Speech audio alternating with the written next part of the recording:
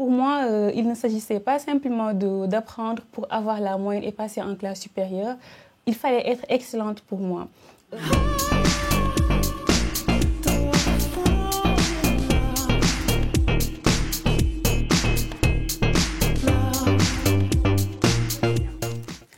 Je m'appelle Maguette Diouf, je réside actuellement en Île-de-France et je travaille aussi au Conseil régional Île-de-France en tant que chargée de mission sur les fonds européens et plus précisément sur les fonds européens agricoles pour le développement rural. Je suis originaire du Sénégal, je suis née au Sénégal et j'y ai grandi jusqu'à l'obtention de mon baccalauréat et je suis venue après en France pour continuer mes études supérieures. Et une jeune fille très sérieuse, très studieuse et brillante sans prétention. J'accordais beaucoup d'importance aux études et au culte de l'excellence. Pour moi, il ne s'agissait pas simplement d'apprendre pour avoir la moyenne et passer en classe supérieure. Il fallait être excellente pour moi. Je me demandais toujours qu'est-ce que je peux faire pour faire plus, pour me surpasser.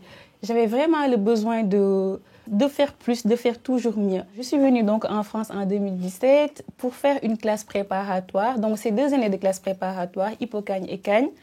Donc, c'était vraiment compliqué au début. Je venais juste d'avoir le bac, de quitter le cocon familial pour la première fois, de débarquer dans un continent, dans un pays étranger, dans une culture qui m'est étrangère. Je me suis retrouvée à Périgueux. Je tiens à souligner que j'étais la seule étrangère, la seule noire. J'étais passée de l'élève excellente qui avait des moyennes de 18-19 à une élève qui a maintenant des moyennes passables et même des sous-moyennes pour la première fois. Donc, juste pour vous expliquer que tout parcours n'est pas vraiment lisse. On ne peut pas tout le temps briller et être vraiment excellente. Parfois, c'est compliqué. Donc, c'était vraiment compliqué pour moi au début. Je ne comprenais pas pourquoi je n'avais pas de bonnes moyennes alors que je les avais avant. Mais tout le monde sait qu'en prépa, c'est hyper compliqué. Voilà. C'était compliqué l'intégration au début. J'étais beaucoup respectée par mes professeurs et très chouchoutée toujours parce qu'ils voyaient clairement que j'avais soif en fait, de la connaissance. J'avais envie de réussir. Et en fait, quand tu as envie de réussir et quand tu te donnes les moyens pour réussir, ton entourage te tend la main et te propulse vers le haut. Donc les filles, juste commencez, juste mettez en vigueur votre détermination. Et vous allez voir que tout l'univers va s'aligner avec vous pour vous permettre de dérouler facilement les choses. Un jour, en classe, c'était vers les vacances de Toussaint et tout, la prof expliquait, mais je pleurais en classe, je ne suivais pas. Je me suis dit, de toute façon, je vais abandonner, je ne vais pas continuer.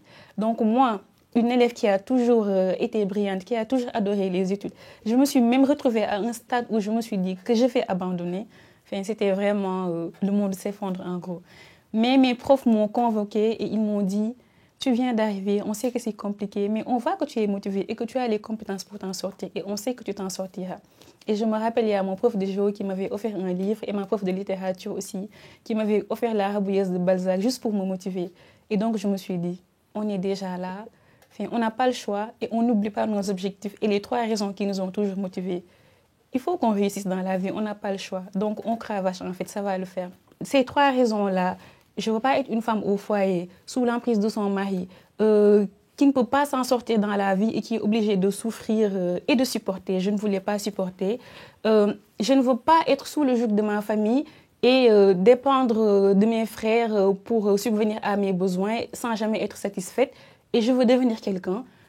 C'est ces raisons qui m'ont poussée en fait à me donner à fond dans les études. Aujourd'hui, j'ai vraiment à cœur d'accompagner les jeunes filles qui sont en évolution vers leur autonomisation, d'accompagner les femmes à être vraiment autonomes et indépendantes. Et je le fais toujours, je le fais actuellement par le biais de mon association. Donc, je suis chargée des relations extérieures dans une association qui s'appelle Diaspora Invest et qui est basée à Bordeaux.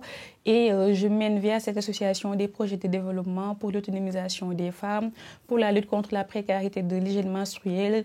On organise des conférences aussi et on accompagne des femmes entrepreneurs à devenir vraiment autonomes en les finançant, etc. Donc ça, c'est mon objectif.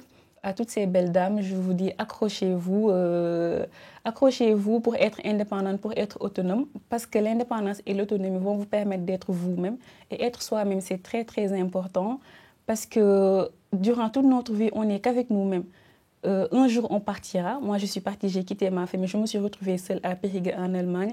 Un jour, même si tu as des amis, ils partiront, tu vas te retrouver à devoir reconstruire une nouvelle vie avec un nouveau partenaire. Je ne souhaite le divorce à personne, mais on ne sait jamais. La vie n'est pas certaine. Tout ce qui est certain, c'est qu'on sera avec nous-mêmes et que la vie est un éternel recommencement. Et à chaque recommencement, le point de départ, c'est nous et le point d'arrivée, c'est nous. Donc, aime-toi, valorise-toi parce que personne ne le fera à ta place. Prends soin de toi, cultive-toi. Et à toi, belle dame, accroche-toi et nourris ton âme pour être une belle âme. Prends soin de ton corps pour être aussi une belle dame.